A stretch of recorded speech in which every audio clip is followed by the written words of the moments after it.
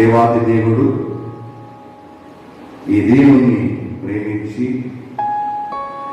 సంరక్షించి కాపాడి మరి యొక్క పరిశుద్ధ ఆదివారములో ఆయన సన్నిధానంలో నిలవబెట్టిన విధానమును బట్టి దేవాది దేవునికి కృతజ్ఞత స్తుతులు చెల్లిస్తూ ఘనత మహిమ ప్రభావం ఆపాదిస్తూ ఉన్నాను.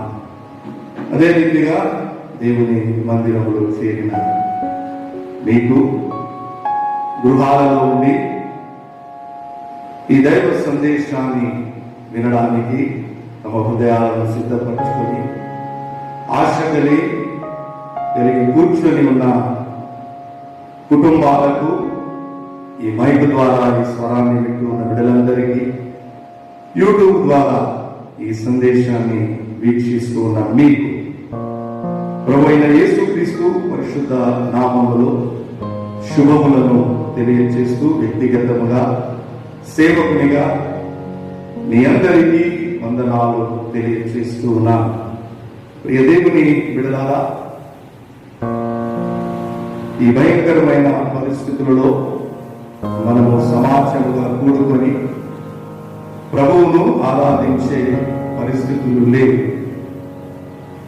ఎక్కడో చైనాలో ఉన్న కరోనా వైరస్ మన దేశానికి, మన రాష్ట్రాలకు, మన జిల్లాలకు, మన గ్రామాలకు వ్యాపించింది.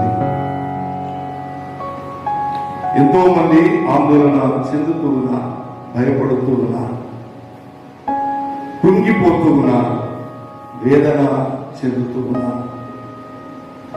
దేవుని సమీపించలేని పరిస్థితులు, దేవుని సన్నిధానంలో ఆరాధించలేని పరిస్థితులు మనం ఎదుర్కొంటూ ఉన్నాం.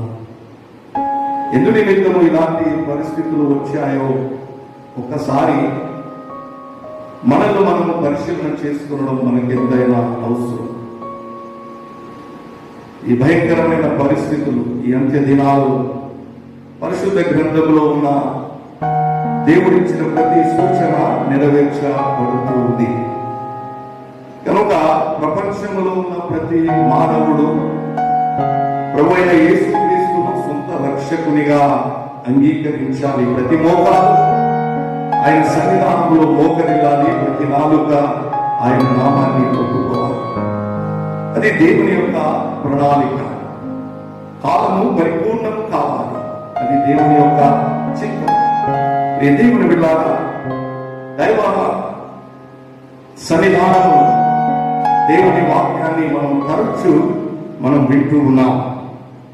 నేను అనుకుంటాను ఈ 42వ కీర్తన గ్రంథములో ఈ కీర్తన మనం ఎన్నో మార్లు చదివి ఉంటాం, విని ఉంటాం. ప్రియ దేవుని బిడ్డలారా, ఈ కీర్తన కోరాహు కుమారుడు రచిస్తూ ఉన్నారు. ఈ కీర్తనే కాదు కానీ ఈ 42 నుండి 49 వరకు 84, 85, 87, 88 కీర్తనలు కూడా కోరాహు కుమారుడు రచించిన కీర్తనలే. వీరు సంగీత బృందముగా, ఒక క్వైర్ పార్టీగా దేవుని సన్నిధానంలో వారు చక్కగా దేవుని స్తుతించేవారు, దేవుని ఆరాధించేవారు, దేవుని నామాన్ని కొనియాడేవారు, అనేకులను దేవుని మందిరములోనికి నడిపేవారు. ఈ కోరాహు కుమారుడు ఒక సంగీత బృందముగా దేవుని సన్నిధానములో దేవుని స్తుతించిన వారు దేవుని సన్నిధానములోనికి వెళ్ళే పరిస్థితులు లేవు. ఎందు నిమిత్తం అలాంటి పరిస్థితులు వచ్చాయో ఒక్కసారి మనం ఆలోచన చేయగలిగితే కోరాహు జీవితాన్ని మనం జ్ఞాపకం చేసుకోవాలి. ప్రియ దేవుని బిడ్డలారా, కోరాహు దాతాను, అభిరాము, ఓను 250 మంది సభికులను, ప్రధానులను ఏర్పాటు చేసుకొని వీరు మోషేకు, అహరోనుకు ఎదురుగా నిలవబడి తిరుగుబాటు చేస్తూ ఉన్నారు. దేవుడు వీరిని దేవుని మందిరంలో చేయడానికి దేవుడు దీన్ని ఏర్పాటు చేసుకున్నాడు. కానీ ప్రియ దేవుని బిడ్డలారా, దేవుని మందిరంలో పరిచర్య చేయడం వారికి చాలా స్వల్పంగా కనపడింది. మీరు సంఖ్యాకాండం 16వ అధ్యాయం మీరు చూడగలిగితే నేను చెప్పిన ప్రతి మాట మీకు అందులో కనబడుతూ ఉంది. చాలా మంది దేవుని మందిరంలో పరిచర్య చేయాలి అంటే దేవుని ఆలయాన్ని ఊడవాలన్నా, కార్పెట్ వేయాలన్నా, కుర్చీలు తుడవాలన్నా, దేవుని సన్నిధానంలో పరిచర్య చేయాలన్నా చాలా మంది స్వల్పంగా కనబడుతూ ఉంది. కానీ దేవుని బిడ్డలారా, అది ఎంత గొప్పదో చాలా మంది గ్రహించడం లేదు. దేవుని మందిరంలో పరిచర్య చేస్తే దేవుడు ఎంతగా ఆశీర్వదిస్తారో చాలా మంది గ్రహించడం లేదు. అదే రీతిగా ఈ కోరాహు, దాతాము, అభిరాము, ఓను వీరు 250 మంది సభికులను, ప్రధానులను ప్రత్యేకించుకొని మోషేకు, అహరోను మీద తిరుగుబాటు చేస్తూ ఉన్నారు. ఇక మీతో మాకు ఇంకా పని లేదు అంటున్నారు. దేవుడు మీతోనే మాట్లాడతాడా, మాతో కూడా మాట్లాడుతాడు అని వారు ఎదురుగా తిరుగుబాటు చేస్తూ ఉన్నారు, తిరస్కరిస్తూ ఉన్నారు. ప్రియ దేవుని బిడ్డలారా, అయితే మోషే అన్నాడు, మీరు 250 మంది సభికులు ధూపార్తులను పట్టుకొని దేవుని సన్నిధానంలోనికి రండి. దేవుడు అక్కడ తీర్పు తీరుస్తాడు. ఎవరు పరిశుద్ధులో ఎవరు పరిశుద్ధులు కారో దేవుడు అక్కడ తీర్పు తీరుస్తాడని మోషే, అహరోను వారితో తెలియజేస్తూ ఉన్నారు. ప్రియ దేవుని బిడ్డలారా, దేవుని సన్నిధానంలో దేవుని పరిచర్య వారికి చాలా స్వల్పంగా కనబడింది. అందుకే అంటాడు, మీరు సంఖ్యాకాండం 16వ అధ్యాయం ఒకసారి 8వ వచనం చదువుతారండి. 8వ వచనం, సంఖ్యాకాండము 16వ అధ్యాయం 8వ వచనాన్ని. మరియు మోషే కోరాహుతో ఇట్లా, నేను వినుడి తన మందిర సేవ చేయుటకు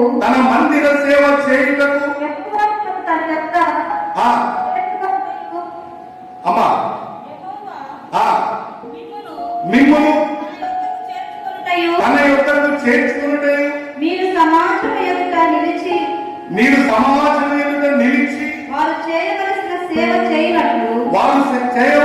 సేవ చేయనట్లు ఇశ్రాయేలు దేవుడు ఇశ్రాయేలు సమాజంలో నుండి మిమ్మల్ని ఏర్పరచుటయు మీకు అల్పముగా కనబడిన ఆయన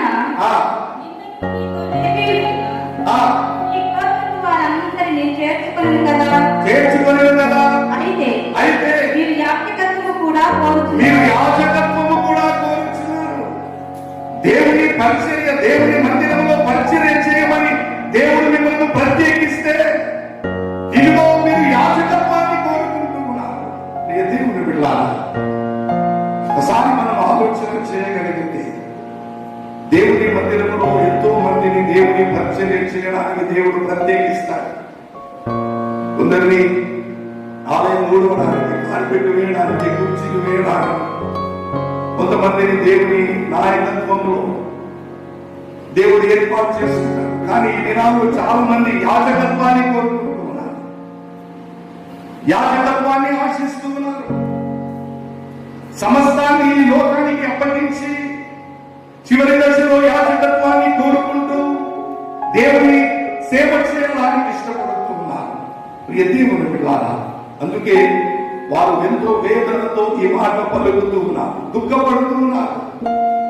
అయితే మీరు రండి, దేవుని సన్నిధానంలోనికి రండి. ఎవరు పరిశుద్ధులు కాదో దేవుడు అక్కడ మనతో మాట్లాడుతాడు అని మోషే, అహరోనులు కోరాహుతో తనతో ఉన్న వారందరితో తెలియజేస్తూ ఉన్నారు. ఈ దేవుని బిడ్డ అందరూ దేవుని సన్నిధానంలోనికి వచ్చారు, ధూపార్తులు పట్టుకొని వచ్చారు. దేవుడు మోషేతో మాట్లాడుతూ ఉన్నాడు. ఇదిగో మోషే, అహరోనుతో ఉన్న దాతాము, అభిరాము, ఇదిగో 250 మంది సభికుల ఇళ్ల నుండి అందరినీ దూరంగా వెళ్ళిపోమనండి. వారికి ఎవరు కూడా సమీపంగా ఉండవద్దు అని దేవుడు తెలియచేయగా, ప్రియ దేవుని బిడ్డలారా, ఒకేసారి భూమి చీల్చబడింది. కోరాహు, దాతాము, అభిరాము, ఓను 250 మందిని భూమి మింగి వేసింది, అగ్ని వారిని కాల్చి వేసింది. ఎంత భయంకరమండి. వారొక దృష్టాంతముగా ఉండిపోయారు. వారొక దృష్టాంతముగా ఉండిపోయారు. దేవుని సన్నిధానములో కోరాహు కుమారులకు దేవుని మందిరములో ఆలయ ప్రవేశము లేదు. కారణం ఏంటి అంటే ఇదిగో తన పితరుడు చేసిన పాపం. దేవుని ఆలయ ప్రవేశము లేదు. మీరు సంఖ్యాకాండం 26వ అధ్యాయం, సంఖ్యాకాండం 26వ అధ్యాయము 9-10 వచనాలు చదువుతారండి. 9-10 వచనాలు త్వరగా. కోరాహు తన సమూహములో పేరు పొందినవాడు. కోరాహు తన సమూహములో పేరు పొందినవాడు. అతని సమాజము యెహోవాకు విరోధముగా వాదించినప్పుడు సమాజంలో మోషే అహరోనులకు విరోధముగా వాదించిన దాతాను అభిరాములు వీరు. ఆ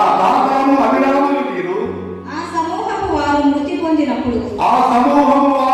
పొందినప్పుడు అగ్ని 280 మందిని భక్షించినందులను భూమి తన నోరు తెరిచి వారిని కోరాహును మృంగి వేసినందులను వారు దృష్టాంతులైరి. అయితే కోరాహు కుమారులు చావలేదు. వారు బ్రతికే ఉన్నారు. ప్రియ దేవుని బిడ్డ, అయితే వీరికి ఆలయ ప్రవేశం లేదు. వీరు దేవుని మందిరములో చక్కగా పాటలు పాడుతూ దేవుని స్తుతించేవారు దేవుని ఆలయం బయట ఉన్నారు. ప్రియ దేవుని బిడ్డ, పారపాలకులుగా ఉన్నారు. మీరు ఒకసారి దినవృత్తాంతముల మొదటి గ్రంథం 9వ అధ్యాయం, దినవృత్తాంతముల మొదటి గ్రంథం 9వ అధ్యాయము 19వ వచనం చదువుతారండి. 19వ వచనం. మరియు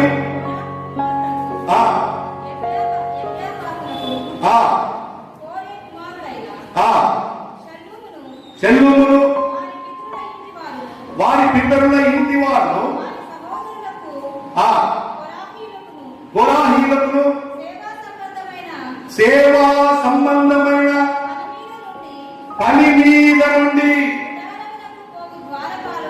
గుడారములకు పోవు ద్వారపాలకులై నుండి, సేవా సంబంధమైన పని నుండి దేవుడు వారిని తీసివేశాడు.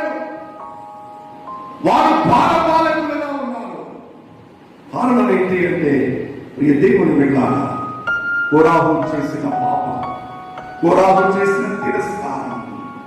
అయ్యో, కయ్యూరు నడిచిన మార్గములో, బిలాము నడిచిన మార్గములో, కోరాహు చేసిన తిరస్కారములో మీరు ఉండకుండా జాగ్రత్త పడండి అన్నాడు యూదా పత్రిక 11వ వచనములో. కోరాహు ఒక దృష్టాంతమైపోయాడు.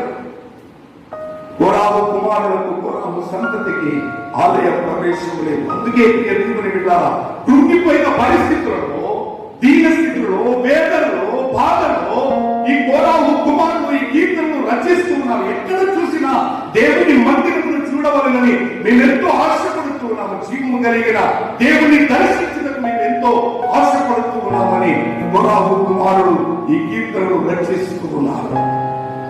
కృంగిపోయిన పరిస్థితి, ఇతరులు వారిని దూషించే పరిస్థితి. ఏమయ్యా, పండుగ దినాలలోని మీరు అందరినీ తీసుకొని దేవుని మందిరంలోనికి వెళ్ళేవారు కదా, ఇప్పుడు ఏమైంది అని అనేకులు వారి మీద వ్యతిరేకత దూషిస్తున్నారు. అలాంటి దీన స్థితిలో కోరాహు కుమారులు ఉన్నారు. కృంగిపోయిన స్థితిలో ఉన్నారు. వేదనతో బాధతో అంటున్నారు. 42వ సంఖ్యకుడు దుప్పి నీటి పాపలను ఆశపడుతున్నా, దేవాన్ని కొరకు ప్రాణం ఆశపడుతుంది. ఇదిగో జీవము కలిగిన దేవుని దర్శించుటకు నా ప్రాణం ఎంతో తృష్ణ కలిగి ఉంది. వారు వేదన పడుతున్నారు, వారు దుఃఖపడుతున్నారు. ఇదిగో ఎందుకో ఒకసారి మనం ఈ మాటలను మనం జ్ఞాపకం చేస్తున్నాం. దుప్పినే ఎందుకు దుప్పినే తీసుకున్నారు? ఎన్నో జంతువులు ఉన్నాయి, కానీ దుప్పి నీటి వాగుల కొరకు ఆశపడినట్లుగా ఉన్నారు. దుప్పి యొక్క గుణలక్షణం, వాటి యొక్క అలవాట్లను ఒక్కసారి మనం జ్ఞాపకం చేసుకున్నాం. ప్రియ దేవుని బిడ్డ, దుప్పి చాలా వేగంగా పరిగెడుతుంది. దుప్పి చాలా వేగంగా పరిగెడుతుంది. దాని చూపు చాలా వేగంగా ఉంటుంది. ఎంత దూరమైనా దుప్పి చూడగలదు. అంతేకాకుండా ఈ దుప్పి యొక్క అలవాటు ఏంటి అంటే, ఎక్కడైతే నీటి మడుగు ఉంటుందో, ఎక్కడైతే నీళ్లు ఉంటాయో అక్కడ ఈ దుప్పి ఉంటుంది. ప్రియ దేవుని బిడ్డలారా, ఈ దుప్పి ఎక్కడైతే నీటి మడుగు ఉంటుందో ఆ స్థలములోనే దుప్పి ఉంటుంది. కారణం ఏంటి అంటే, ఆ అడవిలో ఆ దుప్పి అటు ఇటు ఉరికి ఎగిరి ఆ మేఘమేసి మరలా ఆ నీటి తావు దగ్గరికి వచ్చి ఆ నీళ్లను త్రాగుతూ తన శరీరాన్ని ఆ నీళ్లలో కడుక్కుంటూ ఉంది. కారణం ఏంటి అంటే, ఈ దుప్పి ఎగిరి అటు ఉరికి అటు పరిగెత్తి ఆహారము భుజించి ఆహారము తిన్న తర్వాత దానికి వచ్చిన చెమట వాసనను బట్టి క్రూర జంతువులు ఆ వాసనను బట్టి ఆ దుప్పిని కనుగొంటారని ఎప్పటికప్పుడు ఆ నీటిలో ఆ దుప్పి తన శరీరాన్ని కడుక్కునే అలవాటు. అంతేకాదండి, చూపు చాలా వేగంగా ఉండడం వలన ఇదిగో ఎక్కడో ఉన్న ఎండమాములను చూసి, ఎడారిలో ఉన్న ఎండమాములను చూసి అక్కడ నీళ్లున్నాయని ఈ దుప్పి పరిగెత్తి అక్కడ ఆ ఎండమాములో ఆ నీళ్లు కనబడని పరిస్థితులను చూసి దాహము కొన్న రీతిగా, దేవుని బిడ్డలారా, ఎండమాములు అంటే ఇంగ్లీష్ లో మిరేట్స్ అంట, అంటే మోసము అని అర్థం.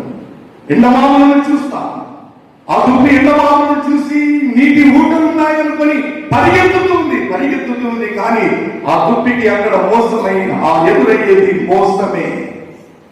ఈ దినాల్లో దేవుని బిడ్డలారా, మన జీవితాలలో కూడా ఈ లోక సంబంధమైన ఎండమాములను చూస్తూ ఉన్నాం. ఏదో ఉంది అనుకుంటూ ఉన్నాం, ఏదో ఉందని మనం పరిగెడుతూ ఉన్నాం. కానీ అక్కడ మనకు మోసమే ఎదురవుతుంది. మనం అనుకున్నది మనకు అక్కడ దొరకడం లేదు. అందుకే ఈ కుమారుడు ఎంతో వేదనతో ఈ మాటలను పలుకుతూ ఉన్నారు. దుప్పి నీటి వాకుల కొరకు ఆశపడినట్లుగా దేవాన్ని కొరకు నా ప్రాణము ఆశపడుతూ ఉంది, అది సొమ్మసిల్లుతూ ఉంది. ఎండమావులను చూసి పరిగెత్తి మోసపోయిన దుప్పి ఏ రీతిగా దాహముకొని నీటి కొరకు తపన పడుతూ ఉందో, ప్రభువా నీ సన్నిధిని మేము చూడాలని ఆ రీతిగా మేము ఆశ కలిగి ఉన్నాం, దృష్టి కలిగి ఉన్నాం. మన జీవితంలో దేవుని సన్నిధిని వదిలిపెట్టి పరుగులు తీస్తున్నాం. ఈ లోక సంబంధమైన ఆశలు, ఈ లోక సంబంధమైన కోరికలు, వాటి కొరకు మనం పరుగులు తీస్తున్నాం. కానీ అవి ఎండమావులేని, అక్కడ మోసం ఉందని మనము గ్రహించడం లేదు. ప్రియ దేవుని బిడ్డలారా, ఒక్కసారి మనం ఆలోచన చేయగలిగితే, అందుకే అంటాడు యోహాను పత్రిక మొదటి 2వ అధ్యాయం 15-16 వచనంలో అంటాడు, లోకములో ఉన్నదంతయు శరీరాశ, నేత్రాశ, జీవపు డబ్బము అవి దేవుని వలన పుట్టినవి కావు. శరీరాశను బట్టి పరుగులు తీస్తూ ఉన్నాం, నేత్రాశను బట్టి పరుగులు తీస్తూ ఉన్నాం. ఏదో జీవపు డబ్బము కొరకు మనం ఆశ కలిగి పరుగులు తీస్తూ ఉన్నాం. ఏదో అధికారాన్ని సాధించాలని మనము పరుగులు తీస్తూ ఉన్నాము. కానీ అక్కడ మనకు ఎదురయ్యేది మోసమే అన్న సంగతి మనము గ్రహించడం లేదు. దేవుని బిడ్డలారా, ఎంతకాలం ఎండమావులను చూసి నీళ్ళు అనుకుంటామండి, ఎంతకాలం ఎండమావులను చూసి మనం పరుగులు తీస్తాం. ఎండమావులెన్ని ఉన్న శూన్యమే కదా, ఎంత భోగ భాగ్యమున్న వ్యర్థమే కదా.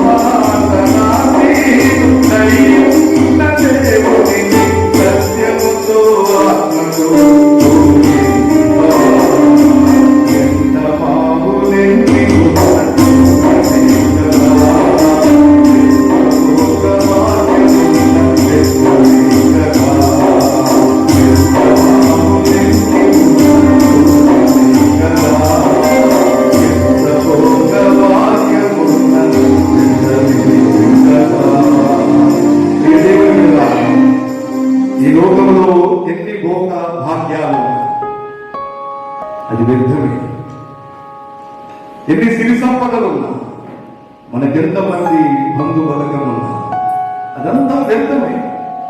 మన జీవితంలో మనం చూసేది ఏంటి అంటే ఎండమావులు. అక్కడ మనకు మోసం, మిరేజ్, అలా మనకు కనబడేది మోసమే. ఆ మోసాన్ని కొరకు మనం ఆరాటపడుతూ ఉన్నాం, పరుగులు తీస్తూ ఉన్నాం. దుప్పి ఏ రీతిగా నీటి వాగుల కొరకు ఆశపడినట్లుగా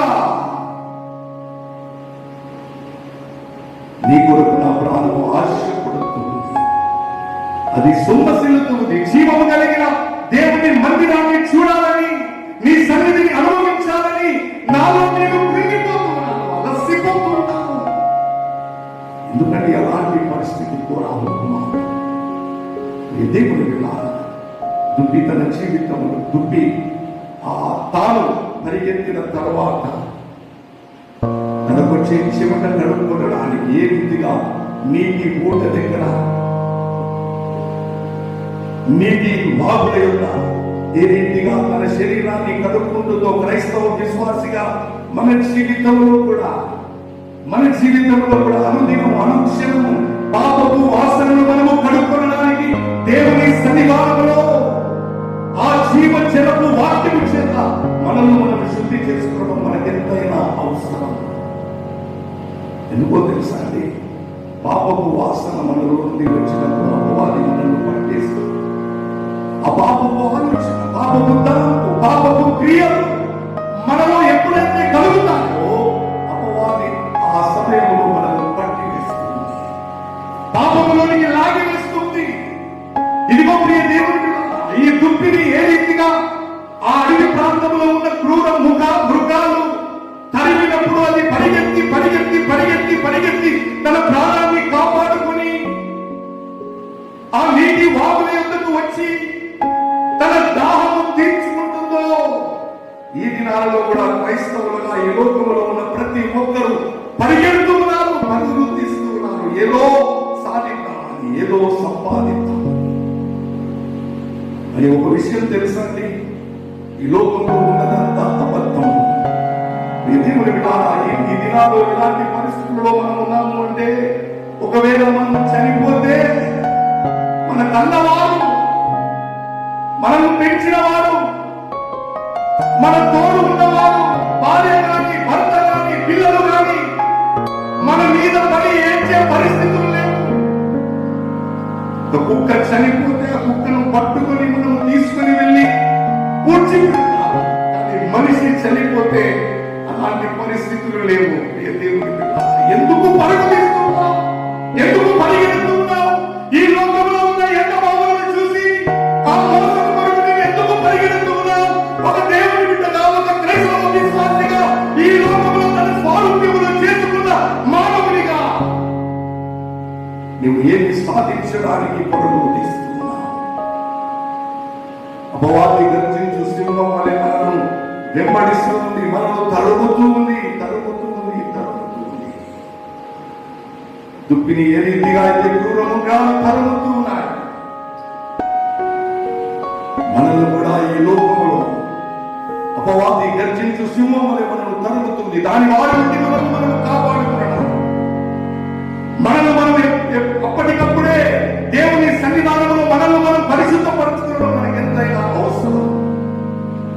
దుప్పి తనకు వస్తూ ఉన్న చెమట వాసనను బట్టి ఆ క్రూర మృగం ఆ దుప్పి ఎక్కడ ఉందో కనుకొని ఆ దుప్పిని మృగి వేయకముందే ఆ దుప్పి జీవ జలం యుద్ధకు వచ్చి ఆ జీవ జలాలలో, ఆ నదిలో, ఆ నీటిలో దుప్పి తన శరీరాన్ని కడుక్కొని శుభ్రము చేసుకుంది.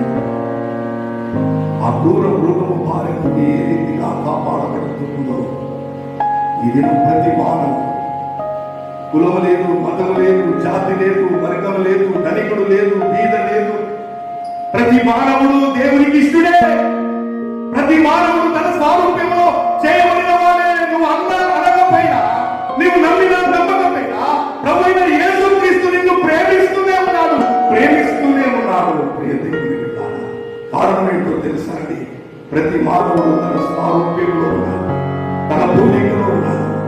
అందుకే ప్రతి మానవుడిని దేవుడు ప్రేమిస్తూనే ఉన్నాడు. మనం మతమును పట్టుకొని, కులాన్ని పట్టుకొని మనం పరుగులు తీస్తున్నాం, కానీ మోసమే ఎదురవుతుంది. అక్కడ ఉన్నవి ఎండమాపులే. ప్రియ దేవుని దేవుని విన్నాను. అందుకే ప్రభు ఒక మాట అంటాడండి. అందుకే ప్రభు ఒక మాట అంటాడు ఇర్మియా ప్రవక్త ద్వారా. ఇర్మియా గ్రంథం 2వ అధ్యాయం 13వ వచనాన్ని ఒక్కసారి మనం జ్ఞాపకం చేసుకుందాం. ప్రియ దేవుని విన్నారా, చాలా మంది దేవుని వాక్యాన్ని తృణీకరిస్తున్నారు, దేవుని వాక్యాన్ని త్రోసివేస్తున్నారు. దేవుని వాక్యం ద్వారా మనం పరిశుద్ధపరచుకోవాలి అంటే ఇదిగో ఇర్మియా గ్రంథం 6వ అధ్యాయం 10వ వచనంలో అంటారు, వాక్యం ద్వారా మనకు సంతోషం లేదు అంటున్నారు. దేవుని వాక్యాన్ని వినాలి, నమ్మాలి అంటే దేవుని వాక్యాన్ని ఎవరు వింటారు, ఎవరు నమ్ముతారు? నేను చెప్పిన సమాచారం ఎవరు నమ్ముతారు అంటాడు యెషయా భక్తుడు 53వ అధ్యాయంలో. ప్రియ దేవుని విన్నారా, మీరు యోహాను సువార్త 5వ అధ్యాయం 36, 37వ వచనాలు మీరు చూస్తే, యోహాను సువార్త 8వ అధ్యాయం 37వ వచనం చూస్తే, నా వాక్యాన్ని మీరు నమ్మరు, నా వాక్యాన్ని విశ్వసించరు అంటారు. దేవుని వాక్యాన్ని ఎవరు నమ్మడం లేదండి. ఆనాడు ప్రవక్తలు చెప్పినా నమ్మలేదు. చివరికి యేసు ప్రభు తన మానవునిగా వచ్చి ఈ లోకానికి వచ్చి ఆయన దేవుని సువార్తను ప్రకటిస్తే నమ్మలేదు. ఈ దినం దైవజనులు వేదనతో సువార్తను ప్రకటిస్తూ ఉంటే మానవుడు నమ్మడం లేదు. ఈ లోక సంబంధమైన ఆశల కొరకు పరుగులు తీస్తూనే ఉన్నారు. కుమారుడు జీవితం కూడా కృంగిపోయిన స్థితి, వేదనతో, దుఃఖంతో, బాధతో పలుకుతూ ఉన్నారు.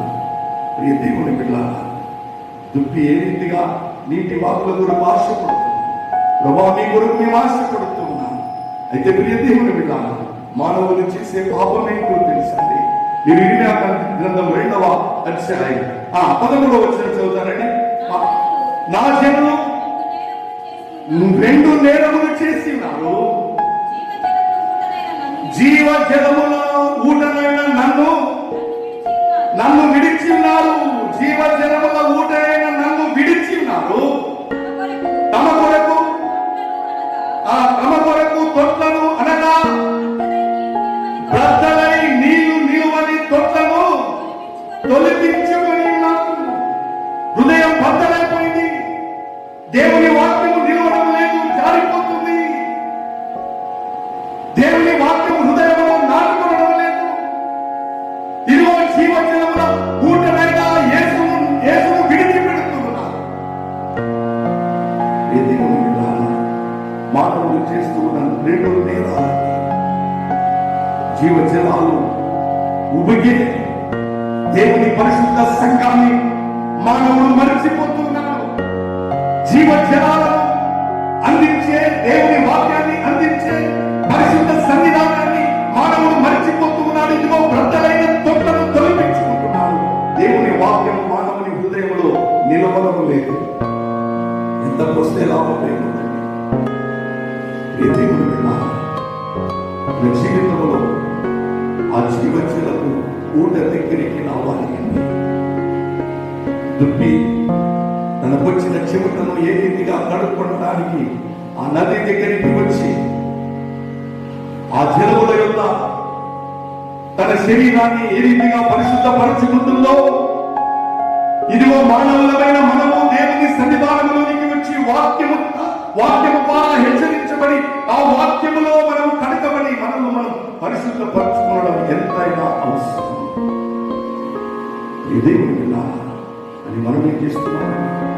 మనం తృప్తి ఇవ్వని దాని కొరకు పరుగులు తీస్తున్నాం. మనకు తృప్తి లేదు, అయినా పరుగులు తీస్తున్నాం. దాని కొరకు డబ్బు ఖర్చు పెడుతున్నాం. అందుకే అంటాడు యెషయా ప్రవక్త అంటాడు, నేను 55వ అధ్యాయం యెషయా గ్రంథం 55వ అధ్యాయం 2వ వచనం చదవాలండి. 2వ వచనం, ఆహారము కాని దాని కొరకు మీరు ఎలా రూకలిచ్చరు, సంతృష్టి కలుగ చేయని దాని కొరకు మీ కష్టార్జితము ఎందుకు వ్యయపరిచెదరు? ఎందుకు మీ కష్టార్జితాన్ని దుర్వినియోగం చేస్తున్నారు? మీకు తృప్తినివ్వని దాని కొరకు మీరు ఎందుకు ప్రయాసపడుతున్నారు? ఎందుకు పరుగులు తీస్తున్నారు? మనం ఎంతసేపు మనకు తృప్తినివ్వని దాని కొరకు ఆరాటపడుతున్నాం, పరుగులు తీస్తున్నాం, డబ్బులు ఖర్చు పెడుతున్నాం. మనం ఆశ కలిగి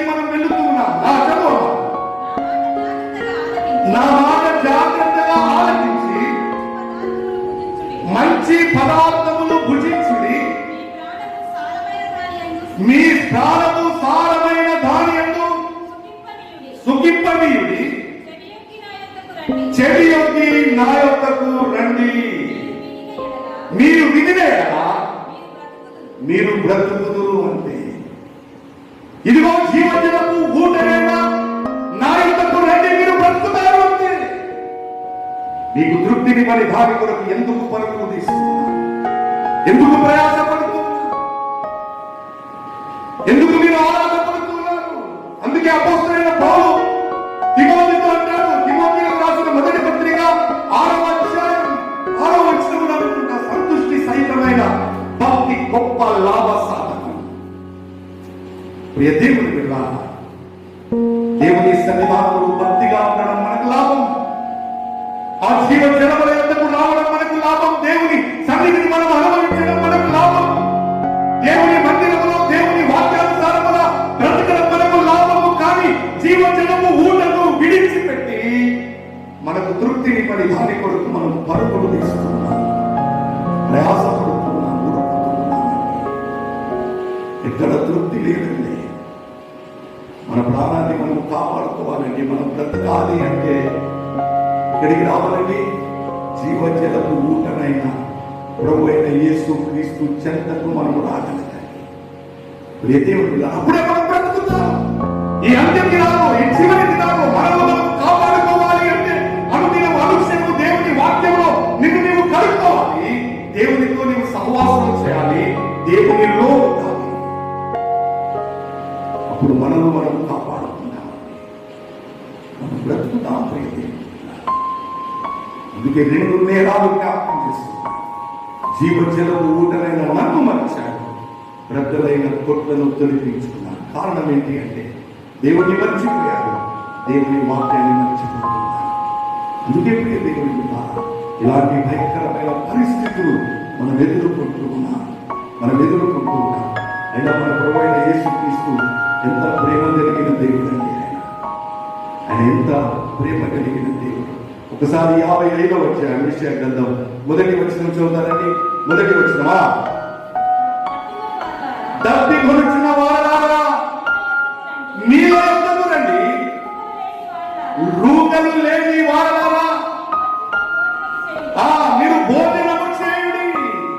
మీరు ఊరికే నీవు తప్పికొంటే, నీకు దాహం ఉంటే, ఇదిగో జీవజలపు ఊటనైన నా యొద్దకు నీవు రా.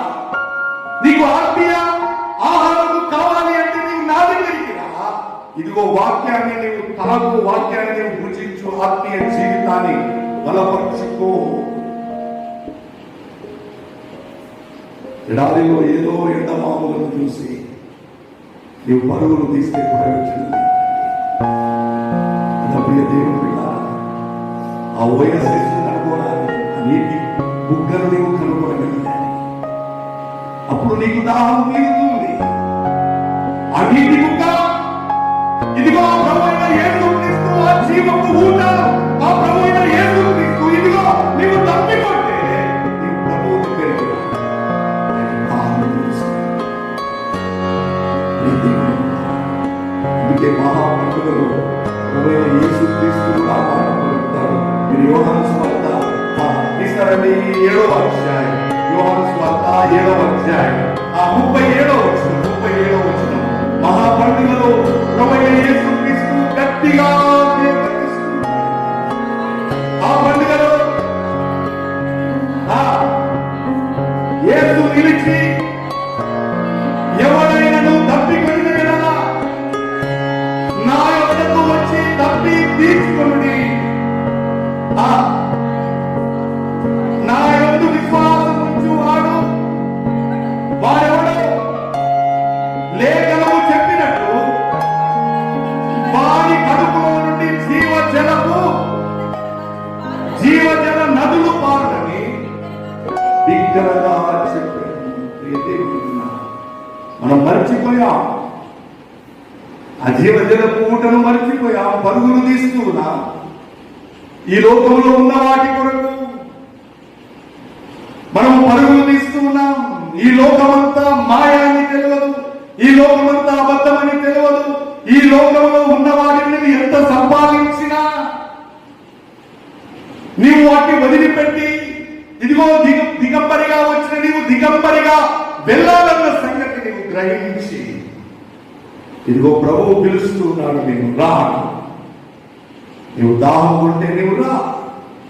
ఊరికనే ఉచితంగానే నీకు రక్షణ, ఉచితంగానే నీకు మారు మనసు. దేవుని సన్నిధానంలో నీవు డబ్బును ఖర్చు పెట్టిన అవసరం లేదు, నువ్వు ఎక్కడికో వెళ్ళవలసిన అవసరం లేదు. నీవు ఉన్న స్థితిలో నీవు నిలిచున్నా, కూర్చున్నా, నీ గృహంలో ఉన్నా, ఇదిగో ప్రభువైన యేసు క్రీస్తును నీవు మనసులోనికి తీసుకొని ప్రభువా నీవు నన్ను క్షమించమంటే చాలు. ఆయన క్షమించే దేవుడు. ఆయన పిలుస్తున్నాడు, రాని నీవు దప్పిపట్టే రా, నీకు దేవుని మీద దృష్టి ఉంటే రాని దేవుని సన్నిధానంలో ప్రియ దేవుని బిడ్డలారా, ఆయన నీ దప్పిక తీరుస్తాడు. నీవు ఆయన సన్నిధానంలో ఆ జీవ జలపు ఊటలో నిన్ను నీవు కడుక్కో, శుద్ధినిగా చేసుకో. నిన్ను నీవు కడుక్కో, శుద్ధినిగా చేసుకో, పరిశుద్ధపరచు. దేవుని కొరకు బ్రతకడానికి నేను ఇష్టపడు. ప్రియ దేవుని బిడ్డలారా, అందుకే కోరాహు కుమారుడు దుబ్బి నీటి వాకుల కొరకు ఆశపడినట్టుగా, దేవా నీ కొరకు నా ప్రాణం ఆశపడుతుంది. జీవం కలిగిన దేవుని సన్నిధిని దర్శించండి. నువ్వు దృష్టకు నీవునా దుబ్బి ఏ రీతిగా నీటి వాకుల కొరకు ఆశపడుతుంది, పరిగెత్తి పరిగెత్తి పరిగెత్తి దాహముని ఏ రీతిగా నీటి దగ్గరికి వస్తుంది. ఈ లోకంలో పరిగెత్తుతూ ఉన్న నీవు అలసిపోయినప్పుడు నీకు ఒకవేళ ప్రభువు జ్ఞాపకం వస్తే ప్రభు దగ్గరికి రా. నీవు పరిగెత్తి పరిగెత్తి ఈ లోక సంబంధమైన పాపంలోని ఉంటే ఇదిగో నీవు కడుక్కొనడానికి జీవజలపు ఊట దగ్గరికి నీవు రా. నీవు పరిశుద్ధపరచుకో. ఏ రీతిగా దుప్పి ఆ దుర్వాసనను కడుక్కొనడానికి నీటి వాగుల దగ్గర ఏ రీతిగా తనను తాను కడుక్కుంటుందో ఆ రీతిగా నిన్ను నీవు కడుక్కో. ఈ దేవుని విధాన పరిగెత్తితే ప్రయోజనం లేదు. నీకు కనబడేది ఎండభావం లేదు, అక్కడ మోసమే. ఈ పరిశుద్ధ ఆదివారంలో ఈ వాక్యాన్ని నీవు మనసులోనికి తీసుకుంటే ఇకనైనా దేవుని సన్నిధానంలో ప్రభువు కొరకు బ్రతకడానికి నీవు ఇష్టపడు. ప్రభువు నిన్ను, నీ కుటుంబాన్ని ఆశీర్వదిస్తాడు, దీవిస్తాడు. ఈ దేవుని విధాన ఆ రీతిగా ఒక్కసారి మనం సిద్ధపరచుకున్నాం. మనం సిద్ధపరచుకున్నాం. జీవజలపు ఊట దగ్గరికి వెళ్తామని ఒక్కసారి ప్రభు సన్నిధానం, ప్రభు దగ్గరికి రావడానికి మనం సిద్ధపరచుకున్నాం. ఇష్టపడతాం వద్దండి, కనబడినవన్నీ మనకు కావాలని కూడా వద్దు. నీలో యుద్ధములు, పోరాటములు దేని నుండి కలిగించు. నీ అవయవులు పోరాడుని భోగించిన నుండి మీరు ఆశించుచున్నారు, కానీ మీకు దొరుకుతుంది. మీరు మచ్చరపడదు, కొట్లాడుతూ యుద్ధములు చేయుదురు, కానీ దేవుని అడగనందున మీరు ఏది సంపాదించుకున్నారు. నేను అనుకున్నవన్నీ, నేను అనుకున్న కోరికలు, ఆశలు ప్రభు ఒకవేళ తీర్చకపోవచ్చు, కానీ నీ అవసరతను బట్టి సహాయం చేయగలిగితే మన ప్రభువైన యేసు రాని ఆ జీవజలపు ఊటను మరవకుండా దేవుని సన్నిధానంలో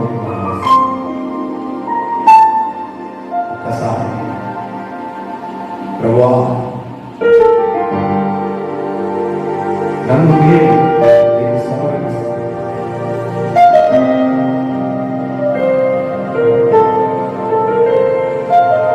ఎంత గొప్ప దేవుడు, ప్రేమమయుడా, ప్రేమ స్వరూపి, స్తుతి ఘనత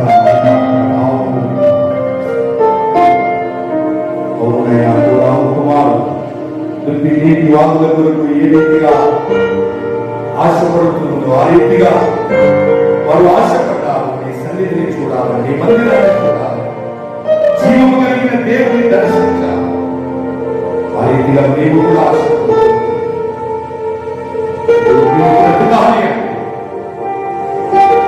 ఆ తప్పిక తీర్చుకోవాలి. నీ సన్నిధిని నేను సమీపించాలి. అందరినీ సిద్ధపరచుకుని ఈ ప్రతి బిడ్డను అత్యధికమైన మేలు చేత, ఆశీర్వాదాల చేత నింపి వాక్యానుసారం జీవించగలిగే మనస్సును దయచేయి. ఒకవేళ వారి హృదయాలు బద్దలైపోతే నాయన, వారిని మీరు సరి చేసి